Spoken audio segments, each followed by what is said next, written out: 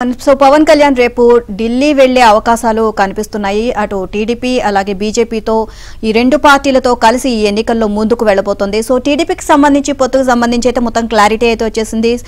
మొత్తం సీట్ల సర్దుబాటుకు సంబంధించి కూడా ఒక కొలిక్ వచ్చేసింది. కానీ ఈ బీజేపీ పొత్తుకు సంబంధించి సీట్ల సర్దుబాటుకు సంబంధించి ఇంకా కొలిక్ రాలేదు. దీనికి సంబంధించి భేటీలు చర్చలన్నీ జరిగే అవకాశాలు ఉన్నట్లయితే తెలుస్తోంది. చూస్తే జనసేన అధినేత పవన్ కళ్యాణ్ బుధవారం ఢిల్లీ వెళ్లే అవకాశాలు అయితే కనిపిస్తా ఉన్నాయి. పొత్తులు సహా వివిధ అంశాలపై బీజేపీ పెద్దలతో చర్చించనున్నారు. వారి పిలుపు కోసం ఎదురు చూస్తున్నారు. మొదటి నుంచి జనసేన బీజేపీకి పొత్తుంది. చంద్రబాబు అరెస్ట్ అయినప్పుడు రాజమండ్రి సెంట్రల్ జైలు వేదికగా పవన్ టీడీపీతో పొత్తును ప్రకటించారు. ఇక ఇటీవలే చంద్రబాబు పవన్ ప్రెస్ మీట్ పెట్టి తొలి విడత అభ్యర్థుల జాబితాను కూడా ప్రకటించారు. ఇక పొత్తులో భాగంగా జనసేనకు టీడీపీ 24 సీట్లు కేటాయించింది. అయితే టీడీపీ జనసేన బీజేపీ పొత్తుపై ఇంకా పూర్తి క్లారిటీ రావాల్సి ఉంది. చేరుకున్నారు. ఈ రోజు ప్రధానంగా తెలుగుదేశం పార్టీ ఆధ్వర్యంలో బీసీ డిక్లరేషన్ ప్రకటించనున్నారు.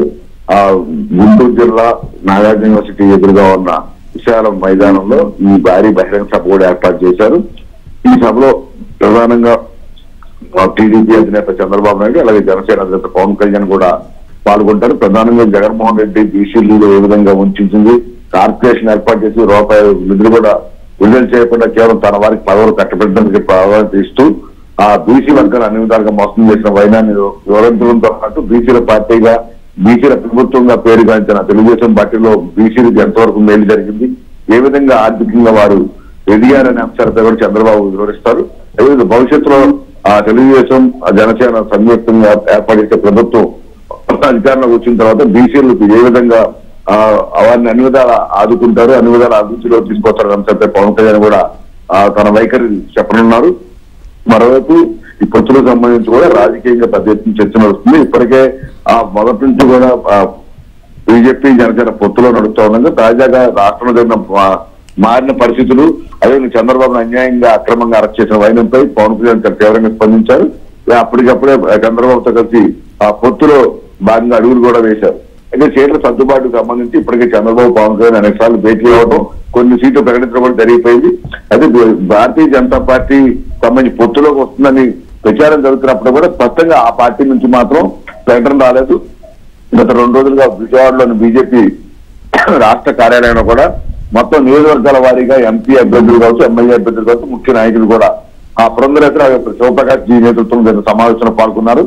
అక్కడ ఉన్న పరిస్థితులు అదేవిధంగా భవిష్యత్తులో పొత్తుతో కలిసి వెళ్తే ఏ విధంగా ఉంటుంది, పొత్తు లేకుండా వెళ్తే ఏ విధంగా ఉంటుందనే అంశాలపై కూడా చర్చించడం తెలుస్తా ఉంది. దీనికి సంబంధించి దగ్గుబాటి పురంధరేశ్వరులు కూడా స్పందించారు.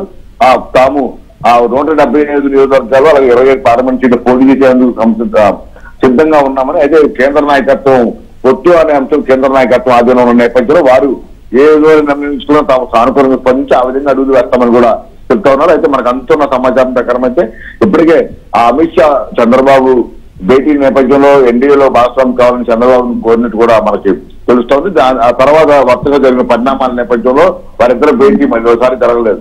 ఈ నేపథ్యంలో పవన్ కళ్యాణ్ రేపు ఢిల్లీ వెళ్తారన్న సమాచారం రాజకీయ వర్గాల పెద్ద ఎత్తున ఆసక్తి రేగిస్తా ఉంది.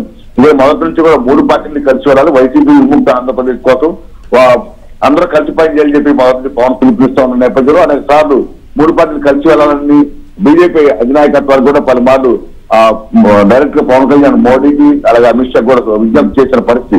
ఈ పరిణామాల నేపథ్యంలో ఎన్నికల షెడ్యూల్ కూడా ఇటుకు వస్తున్న నేపథ్యంలో రేపొద్దున పవన్ కళ్యాణ్ బీజేపీ నాయకులతో భేటీ కావడం, పొత్తులకు సంబంధించి స్పష్టమైన ప్రకటన వచ్చే అవకాశం ఉందని కూడా చెప్తున్నారు. ఆ తర్వాత చంద్రబాబు కూడా పిలిపించి ఫైనల్ గా వారం 10 రోజుల్లో 3 పార్టీల సంయుక్త లిస్టు కూడా వచ్చే అవకాశం ఉందని కూడా అందరూ భావిస్తున్నారు.